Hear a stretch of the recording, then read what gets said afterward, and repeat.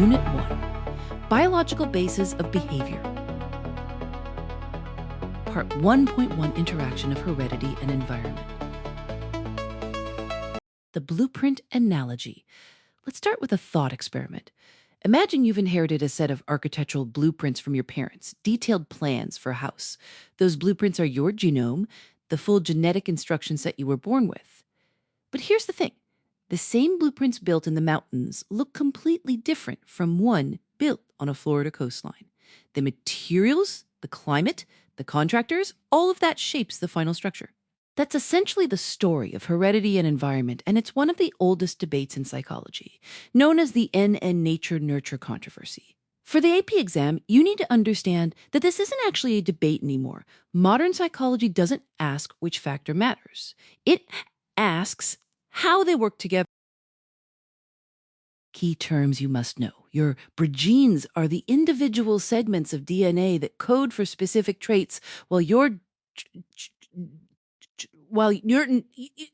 is the complete collection of all your genetic material. You inherited roughly half your DNA from each biological parent, but the genes express the ones that actually turn on depend heavily on your experiences and environment. This is the core insight of behavioral genetics, the field that studies the relative contributions of genes and environment to behavior and psychological traits. Two terms that show up constantly on the AP exam refer heritability and heredity, and students mix these up all the time.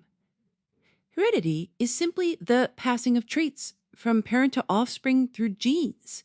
Heritability, on the other hand, is a statistical concept. It's the proportion of variation in a trait within a population that can be attributed to genetic differences. Here's the crucial AP pitfall. A heritability of, say, 50% does not mean your genes are responsible for 50% of your trait. It means that 50% of the differences we see in that trait across a given population can be explained by genetics.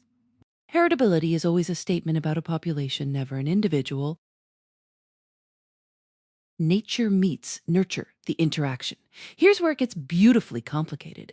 Your genes don't just passively sit there. They interact with your environment in dynamic ways. Researchers describe this through the concept of gene-environment interaction, which means the same environment can have different effects on people depending on their genetic makeup, and vice versa. Think about anxiety. Two people grow up in the same stressful household, but one develops an anxiety disorder and the other doesn't. Their different genetic predispositions may explain why identical environments produce different outcomes. This idea connects to FTEE epigenetics, which is arguably one of the most exciting frontiers in psychology. Epigenetics refers to changes in gene expression, not changes to the DNA sequence itself, but changes in whether genes are switched on or off caused by environmental factors. Stress, nutrition, trauma, even the neighborhood you grew up in can leave epigenetic marks on your genome. The kicker. Some of these marks can be passed to future generations. Your blueprint isn't as fixed as it seems. Twin and adoption studies. So how do researchers actually measure the influence of genes versus environment? The gold standard approaches are twin studies and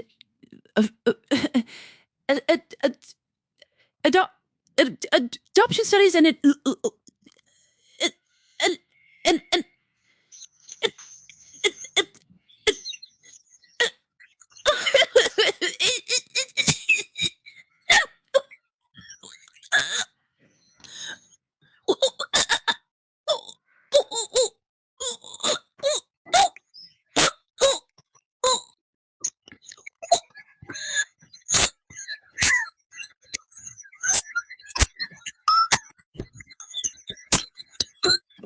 if identical twins raised apart are more similar on some trait than fraternal twins raised together, that's powerful evidence for a genetic contribution. The logic is elegant. Hold the environment constant, vary the genes, fraternal versus identical, and see what happens to similarity. Adoption studies work the other direction. Researchers look at adopted children and ask, are they more similar to their biological parents, same genes, different environment, or their adoptive parents Different genes, same environment. For traits like personality and intelligence, adopted children tend to resemble their biological relatives more than their adoptive families. Another point in favor of genetics, and this is important, environment still matters enormously, especially in early childhood. The role of environment, shared versus non-shared. Researchers divide environmental influences into two categories. A shared environment that refers to the experiences siblings have in common. The same home, same parents, same neighborhood. It's not non-shared environment refers to experiences unique to each individual. Different friend groups, different teachers, a sports injury one sibling had and the other didn't. Surprisingly, research shows that non-shared environmental factors often explain more of the variation in personality than shared ones. Two kids raised in the same house can turn out remarkably different, and their unique individual experiences are a big reason why. Mnemonic to lock it in. Here's a quick memory device for the big picture. Think point gene genes express themselves through environment, and the outcome is each unique person. It's a little clunky, but it captures the essential message. Genes set the range of possibilities, and environment determines where within that range you actually land. Common AP exam pitfalls. Watch out for three classic traps. First, never say a high heritability means genes determine a trait. Heritability speaks to variation in populations, not destiny for individuals. Second, don't confuse monozygotic and dizygotic twins. Monozygotic means one egg. Identical? Identical? Identical? Ident. Mono. I,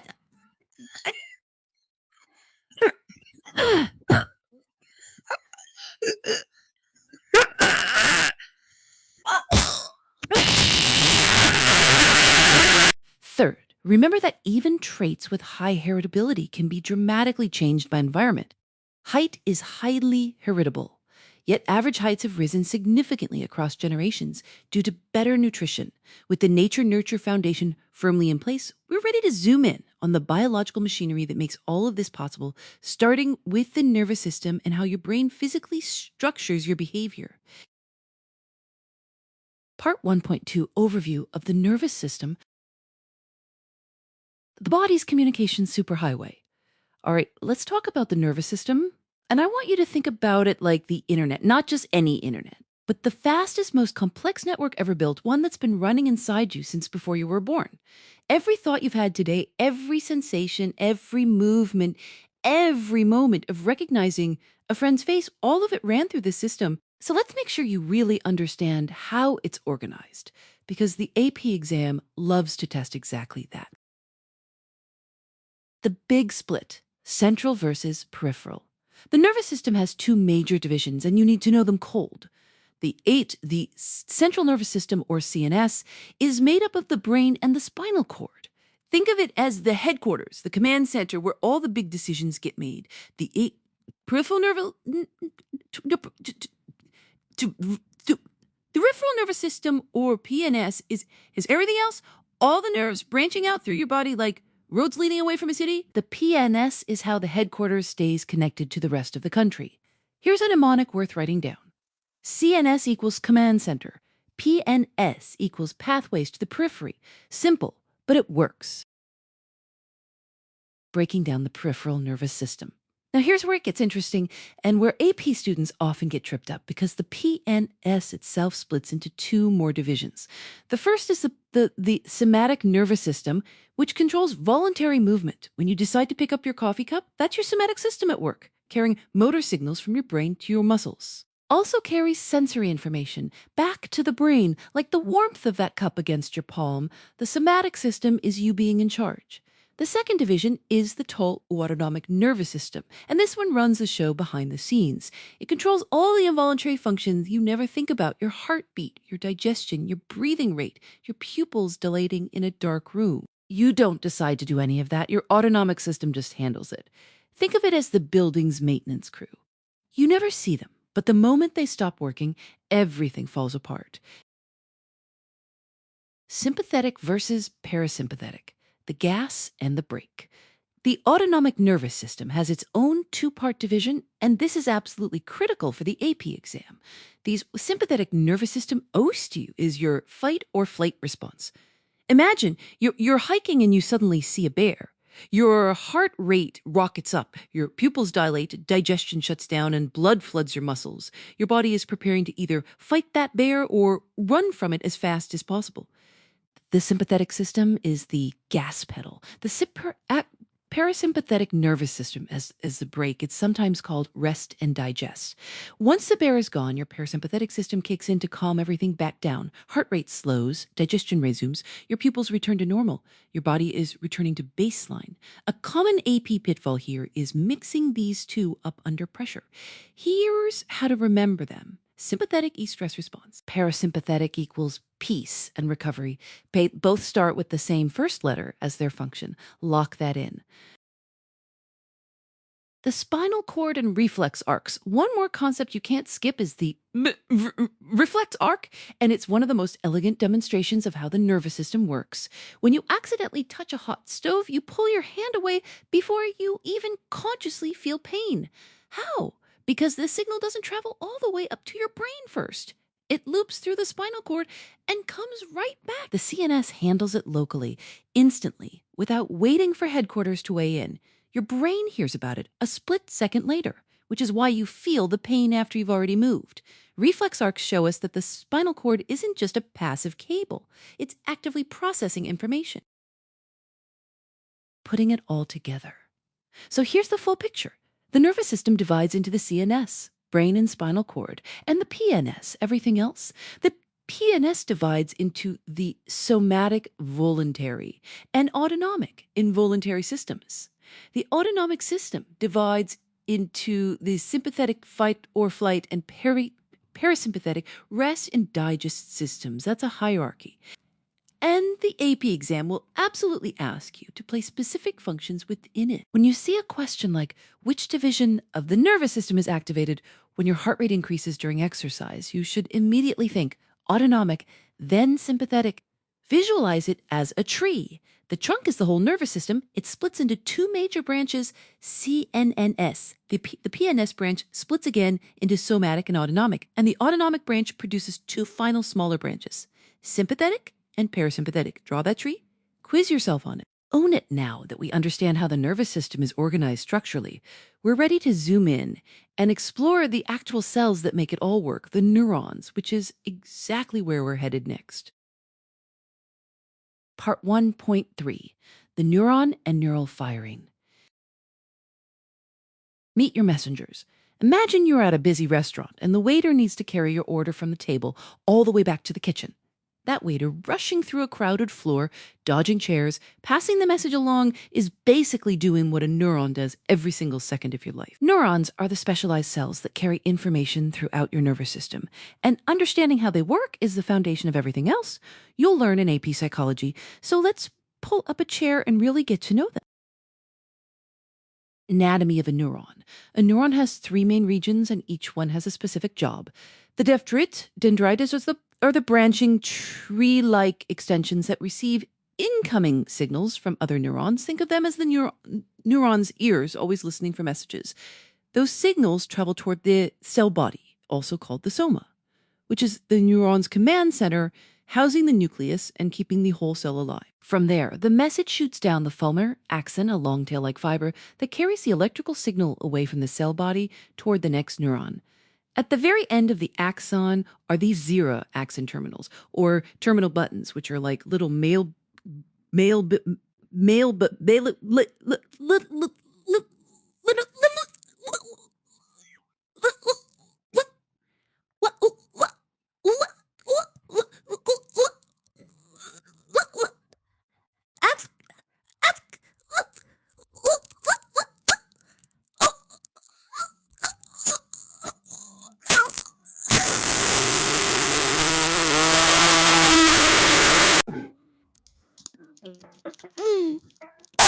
Myelin doesn't just protect the axon, it dramatically speeds up signal transmission by allowing the electrical impulse to jump between the gaps in the sheath called the oopharia nodes of Ranvier. This jumping process is called saltatory conduction, is a helpful way to remember it. Saltatory comes from the Latin word for leap. So the signal is literally leaping down the axon. When myelin breaks down, as it does in diseases like multiple sclerosis, messages slow down and become scrambled, which is why MS affects movement and coordination. The action potential, your neuron's moment of decision. Here's where it gets genuinely fascinating. Neurons don't just passively pass messages along, they make a decision. When a neuron is at rest, it has a slightly negative electrical charge inside compared to outside. This is called the resting potential, sitting at about 70 millivolts. The neuron is like a cocked gun, loaded and waiting. When enough incoming signals accumulate and push the neuron past a critical threshold around 55 millivolts, the neuron fires. It generates an action potential. As sodium ions rush in through ion channels, rapidly making the inside of the cell more positive. This is depolarization. Then potassium ions rush out to restore the negative charge. That's repolarization. Then potassium ions rush out to restore the negative charge. That repolarization. For a brief moment, the cell is even more negative than normal, called repolarization, before everything resets to a resting potential. The most important concept here for the AP exam is the FG, all or none principle. A neuron either fires completely or not at all.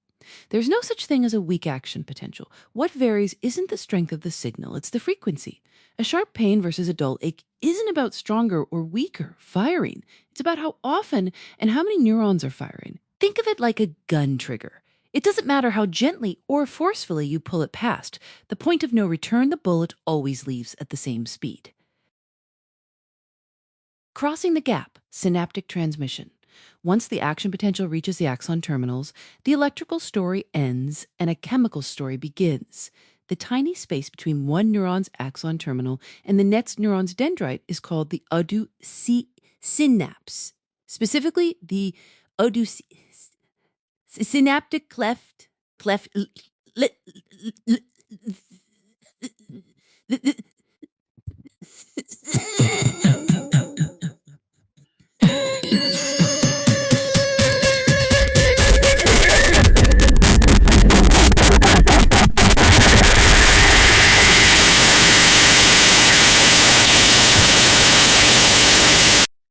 What?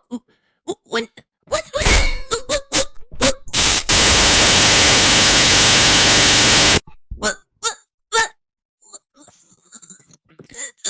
These neurotransmitters drift across the gap and bind to receptors on the postsynaptic neuron, like a key fitting into a lock.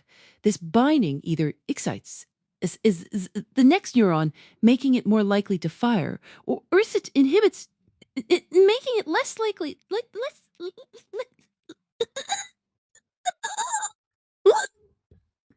making it less likely to fire. After binding, neurotransmitters are either broken down by enzymes or reabsorbed by the sending neuron in a process called heritability, which, by the way, is exactly what antidepressants like SSRIs block, leaving more serotonin available in the synapse. Common AP pitfalls. Students often confuse the direction of signal travel, so here's your anchor. Signals move from dendrite, cell body, axon, and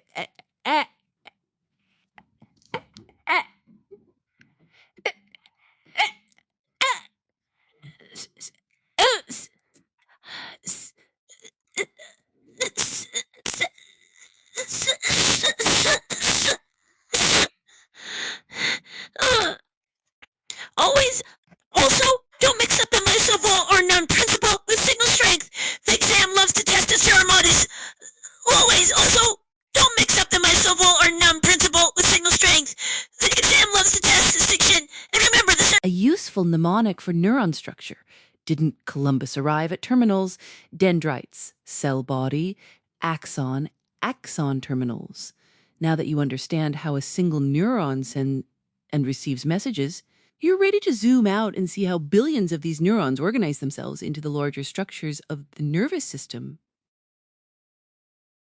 Part 1.4, the brain. The command center you can't live without. All right? Let's talk about the most complicated object in the known universe, and it's sitting right inside your skull. The human brain weighs about 3 pounds, looks vaguely like a walnut, and somehow produces every thought, feeling, memory, and sneeze you've ever had. For the AP exam, you need to know its major structures, what they do, and this is the part students always miss: how scientists figured all of this out. Let's build this from the bottom up. Literally, the brain stem, your survival floor. Imagine your brain as a building. The basement is the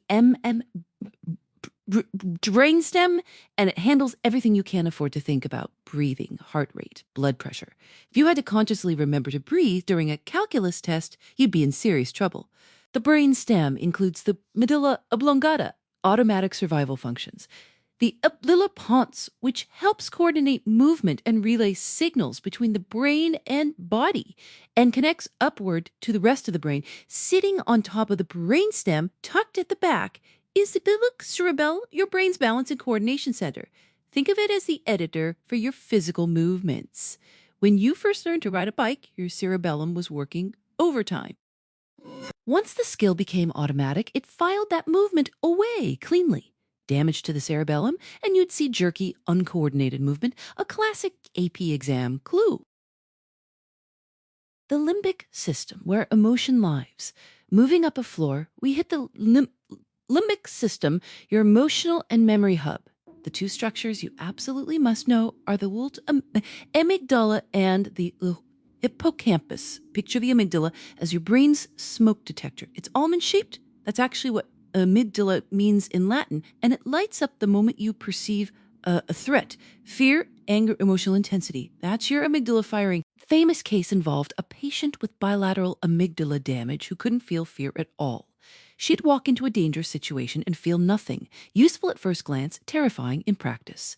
The hippo is right next door, and it's your brain's filing clerk for long-term memory. Here's the AP exam classic. A patient who had his hippocampus removed to treat severe epilepsy. He could remember everything from before the surgery, but couldn't form new long-term memories after it. Every day he'd wake up not knowing what year it was.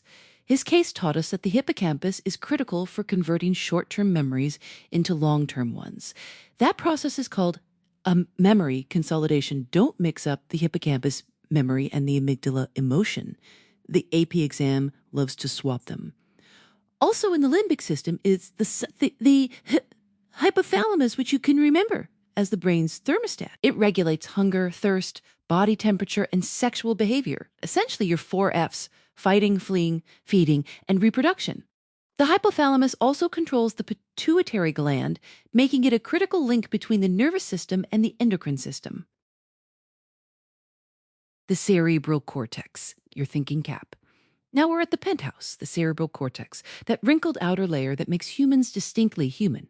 The wrinkles aren't random. They exist to pack more surface area into a smaller space. Flat it out, and it'd be roughly the size of a large pizza. The cortex is divided into 2 hemispheres connected by the one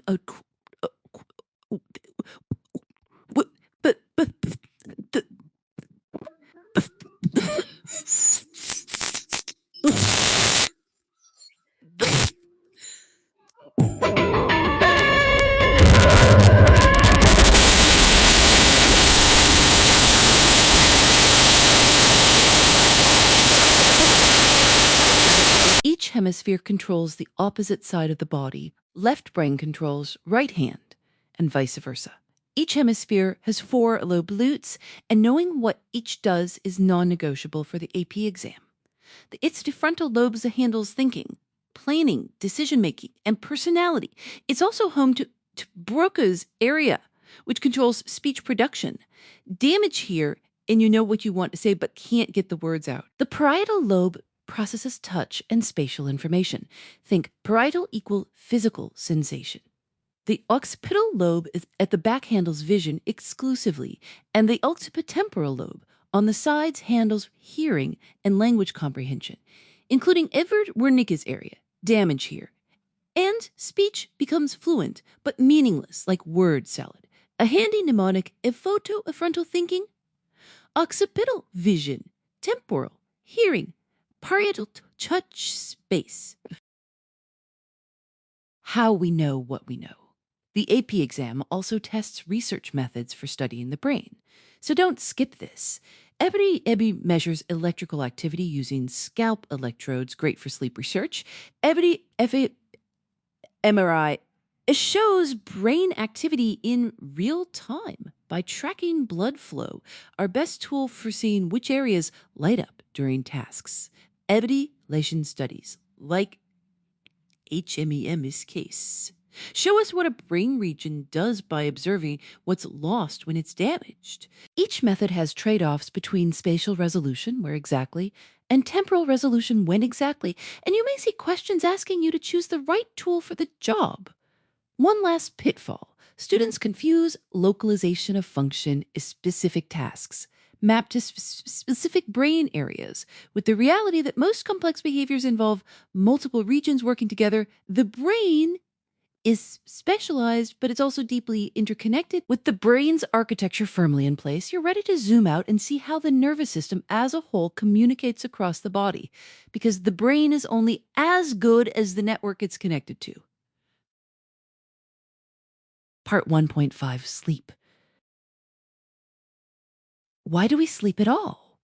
Picture this: you're a college student cramming for finals at 2 a.m., and your body is basically screaming at you to stop. That feeling isn't weakness, it's biology. Sleep is one of the most fundamental biological drives humans have, and the AP exam wants you to understand exactly what's happening in your brain and body while you're unconscious for roughly a third of your life. Sleep is governed by something called the circadian rhythm, your internal 24-hour biological clock. Think of it like a thermostat that runs on light. When your eyes detect fading daylight, your brain's suprachiasmatic nucleus, a tiny cluster of neurons in the hypothalamus, signals the pineal gland to release melatonin, the hormone that makes you feel drowsy. This is why staring at your phone screen before bed disrupts sleep. The blue light tricks your suprachiasmatic nucleus into thinking it's still daytime. Students often confuse melatonin with a sleep hormone that forces sleep. It doesn't. It's more of a, hey, it's getting dark, start winding down chemical nudge. The architecture of a night's sleep. Here's where the exam gets specific. Sleep is not a flat, unconscious void. It has a structure, and that structure repeats in cycles, roughly 90 minutes long throughout the night. Each cycle moves through stages. You begin in stage 1, a light transitional sleep where you might experience hypnic jerks, that sudden falling sensation that jolts you awake. From there, you sink into stage 2, where your brain produces sleep spindles, short bursts of rapid brain activity, and K-complexes, large slow waves, which researchers believe help consolidate memories. Then you descend into stages 3 and 4, collectively called slow wave sleep or deep sleep, characterized by large, rolling delta waves on an EEG. This is your body's repair shop. Growth hormone is released here. Your immune system does its heavy lifting, and it's the hardest stage to wake someone from. Have you ever shaken a friend awake and they had absolutely no idea where they were? That's slow wave sleep. Then comes the famous stage. The AP exam loves REM sleep, which stands for rapid eye movement. Your brain during REM looks almost identical to your brain while awake, high frequency, low amplitude, beta-like waves. Your body, however, is in a state of muscle paralysis called REM-atonia, which prevents you from acting out your vivid dreams. REM is where most memorable dreaming happens, and it's critical for emotional processing and creative problem solving, a great mnemonic. Really exciting mental activity, but your body is restrained to sleep. Here's the pattern. Students miss on the AP exam. Early in the night, your sleep cycles contain more slow-wave deep sleep. As the night progresses, your REM stages get longer, and your deep sleep gets shorter. So if you sleep 6 hours instead of 8, you're disproportionately robbing yourself of REM sleep, which is why sleep deprivation hammers your mood and creativity so hard. Theories of why we dream. The AP exam tests several competing theories of dreaming, and you need to know all of them without mixing them up. Freud's psychoanalytic theory argued that dreams are the royal road to the unconscious, that they have manifest content, what literally happens in the dream, and latent content, the hidden symbolic meaning. Modern psychology has largely moved away from this view, but Freud still shows up on the exam. The activation synthesis theory proposed by Hobson and McCarley flips Freud's idea entirely. It says dreaming is essentially your cortex making meaning out of random neural firing from the brainstem during REM. Your brain is a story generator, and it takes random electrical noise and stitches it into a narrative, even a bizarre one. Think of it like your mind trying to make a coherent movie out of a shuffled deck of random images. More contemporary research supports the information processing theory. Dreams help consolidate and sort through memories and experiences from the day, essentially helping your brain file its paperwork. Sleep disorders and common AP pitfalls. You should be able to distinguish the major sleep disorders. Insomnia is chronic difficulty falling or staying asleep. Narcolepsy involves sudden attacks of sleep, or REM-like muscle paralysis while awake. People literally collapse. Sleep apnea is repeated breathing interruption during sleep, causing dozens of brief awakenings per night. The person usually doesn't remember them. Sleepwalking and night terrors occur during slow-wave sleep, not REM, which is the classic trap on the exam. Students assume these happen during REM because that's when dreams occur. But REM atonia prevents movement. Sleepwalking requires motor activity, so it must happen in deep sleep when that paralysis is absent. One more pitfall. Don't confuse sleep deprivation effects with narcolepsy. Sleep deprivation causes fatigue, poor concentration, immune suppression, and increased irritability, not sudden, uncontrollable sleep attacks.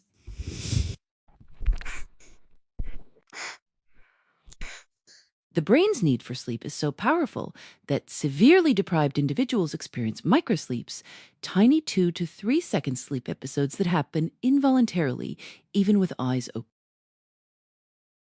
Putting it together, sleep is not downtime. It's one of the most actively regulated and biologically essential processes in your body. The AP exam will ask you to trace the stages, match theories to their authors, identify disorders, and understand the circadian rhythm, so keep all of these pieces organized in your memory. With a solid foundation in sleep and biological rhythms, you're ready to build on these ideas as we move into the broader world of states of consciousness. Part 1.6 Sensation. What is sensation? Really? Let's start with the most fundamental question.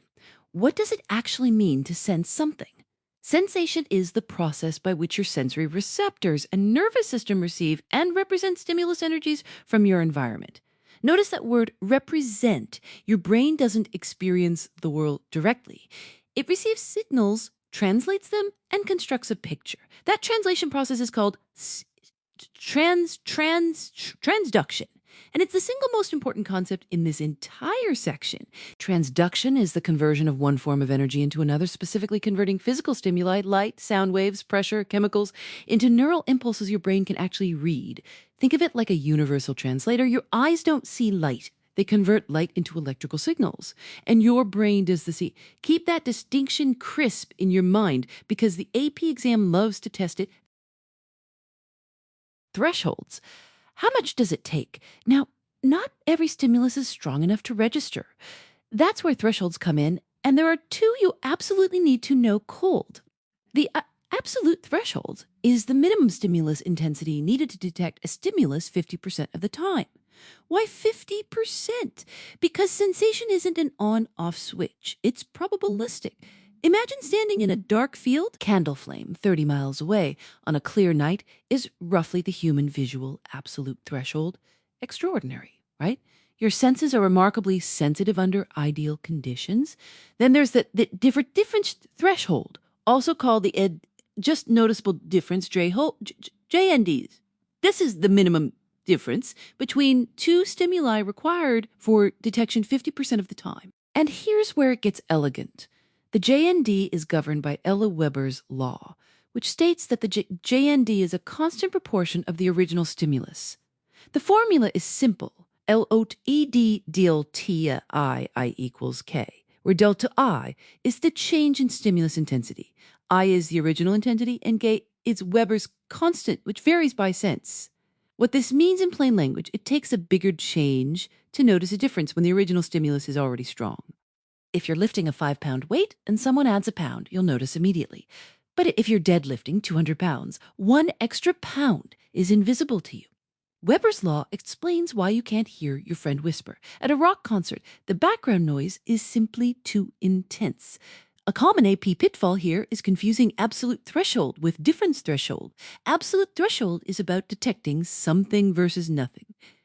Difference threshold is about detecting a change between two things. Keep them separate. Signal detection theory. Here's something that trips up a lot of students.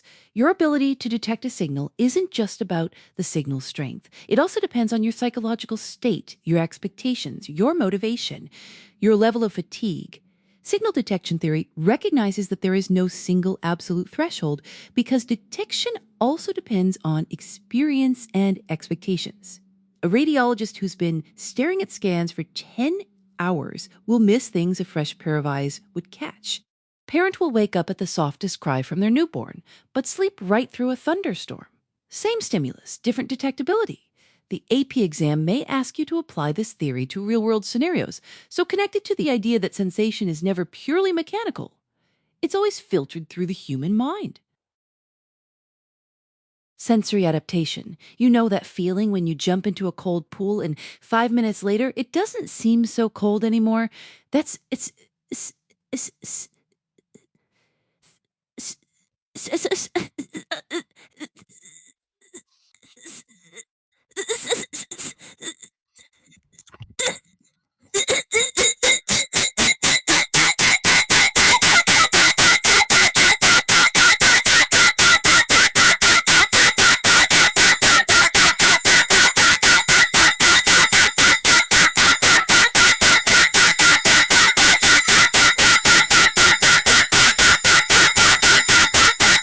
Your brain tunes it out so you can stay alert to things that actually change. This is also why you stop noticing the feeling of clothes on your skin within seconds of getting dressed. The pressure is still there. The receptors just stopped firing about it. Sensory adaptation is a beautiful example of biological efficiency, your nervous system devoting its limited resources to what matters most: novelty and change. Subliminal stimuli and priming. One more concept the AP loves to sprinkle in. Subliminal stimuli that fall below the absolute threshold for conscious awareness. Research confirms that we can process information we're not consciously aware of, a process tied to priming, where exposure to one stimulus influences response to a later stimulus. However, and this is crucial, the popular notion that subliminal advertising can control your behavior is wildly overstated. Brief subliminal exposure can subtly influence preferences, but it cannot compel you to buy a product or take dramatic action. If the AP exam frames subliminal messaging as powerfully controlling, that's your signal to be skeptical. Knitting it together. The big picture of sensation is this. Your sensory systems are sophisticated biological filters. They don't deliver raw reality. They deliver a processed, adapted, threshold-governed version of reality, translated into the only language your brain speaks: neural impulses. Every concept in this section: transduction, absolute and difference thresholds, Weber's law, signal detection, sensory adaptation, describes one part of that filtering process. With that foundation locked in, you're perfectly set up for the next section, where we'll explore how your brain takes all that raw sensory data and organizes it into meaningful experiences, the fascinating world of perception.